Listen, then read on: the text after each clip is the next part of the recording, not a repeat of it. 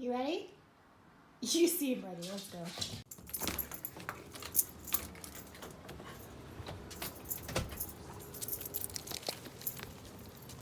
Okay. Welcome back to another Millennial in Debt video. Yes, I am filming this in front of my faux living wall, sitting on my trampoline. Yay. As the title would suggest, this video is going to go over why I regret buying my own home, things I regret about buying my own home, and then what's next for me. So I did try and start doing like a vlog style video for this particular video, and I was like outside walking my dog, but I have such bad posture. I have a really big fear of being stalked. So as I watched the video that I was filming outside, I was just like, oh, you can see a lot of like street signs and identifiable, stores and you in danger, girl. Just people's homes, and can do a lot of reverse Google search. So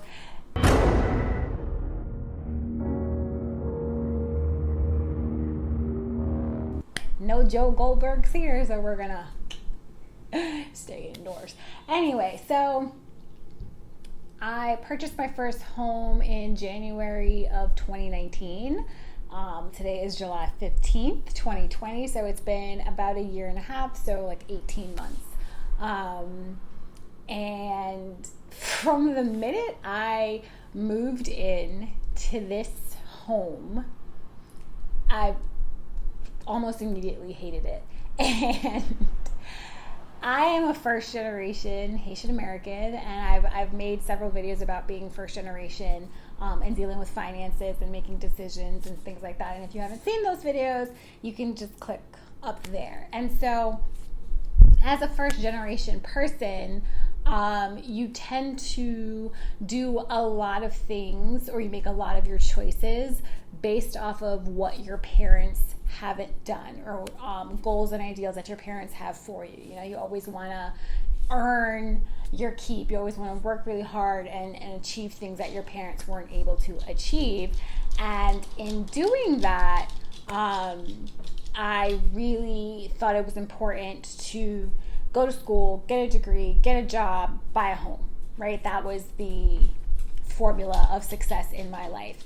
And I don't think I did enough preparation. I don't think I did enough research. I don't think I really understood everything I was getting into when it came to purchasing a home. And I like to think that I'm very lucky in the purchasing process, because I bought a co-op and I didn't buy a condo or a standard regular home. So a lot of the things that come with actually being a full-blown regular homeowner, I haven't had to specifically deal with, or adding the stressors to what it already feels like being a homeowner. And so the first thing that I really hate about being a homeowner is the constant financial demand. There hasn't been, I don't think, I'll say 2 months to avoid being overly dramatic and exaggerating. There hasn't been 2 months that have passed since I've lived here for 18 months where I haven't had to spend some sort of money in the home. And it could be small things that have to be replaced or changed, or like my $11,000 bathroom renovation I had to do last July. And I'm actually staring down the barrel of another renovation of redoing my floors in my kitchen and my living room only, because I have sloping floors and it's becoming quite an issue, especially in my kitchen. I have a leaking sink that I've invested quite a bit of time, effort, energy, and money to stop the leak, and it is still leaking. So I have to, replace my sink, and just like I had an issue with a ceiling fan, and just it is constantly a financial burden being a homeowner. So that's one thing. The renovations and repairs just never seem to stop.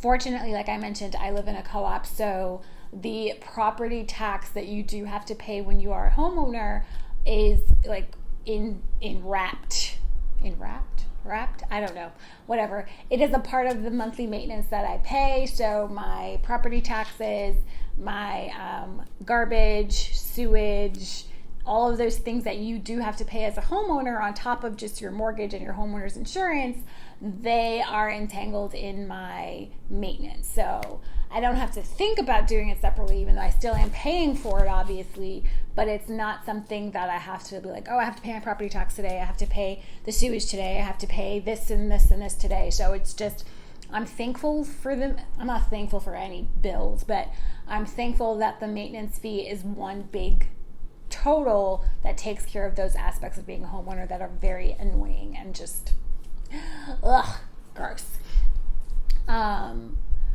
Other things I hate about being a homeowner besides the financial burden. Well, with all the things going on in the world right now, obviously the economy is just,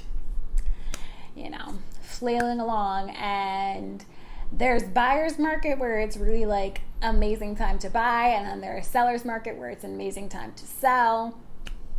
And I really couldn't even tell you what market we're in right now. We're in just chaos. And so I'm thinking at some point in the future, the near future, hopefully in the next 365 days, that I will be in a place to rent this place out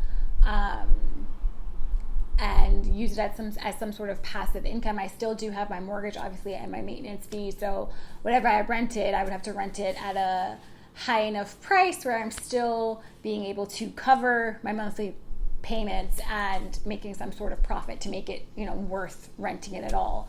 And that comes with its own set of headaches and things like that. But I say all of this, and I think, so the positive, well, I want to be positive. Some of the positives of being a homeowner, it was really helpful during tax time. I got a lot of tax breaks and I got money back for being a property owner.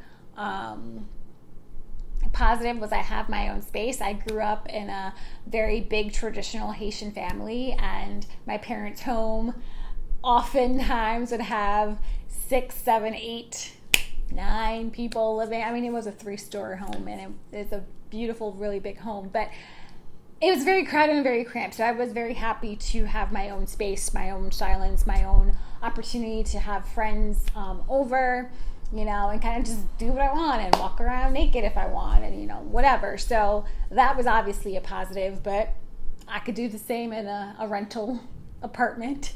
So that is something. And obviously they're like, oh, well, if you rent, you're paying someone else's mortgage, and it's like, at this point, I may not mind. And I say all of that to say this because I don't even know what I'm doing with the next 365 days of my life, to be 100% honest. Would I buy another home? Maybe, because I am in a position where I am going to be starting a family soon, and this is not a pregnancy announcement, by the way. I wouldn't do it this way, but I am going to be starting a family soon and having a husband and kids. I want to have a yard. I want to have space for us to grow and adapt, and that is possible in an apartment. It does have its own potential. It depends on how big the apartment is, where it's located. I might not even be in New York 365 days from today. So it's definitely something I'm thinking about. What's my next step? What's the next, whatever leap of faith I'm going to be making? But I really wanted to come on here and make this video and just update you on what it feels like being a homeowner, and to my people who are renting out there, to not feel pressured or feel like home ownership is the only way for you to prove your financial independence and your financial literacy and things like that. It's not, owning a home is not always an asset. Owning a home can be a huge financial sinkhole sometimes, as I feel mine is. And you know, you really have to do your research. You really have to know what you're doing. I wish that my significant other was a plumber or a handyman or whatever. That might lower some of the cost of the repairs here. But yeah, home ownership is difficult, and it's not the only way.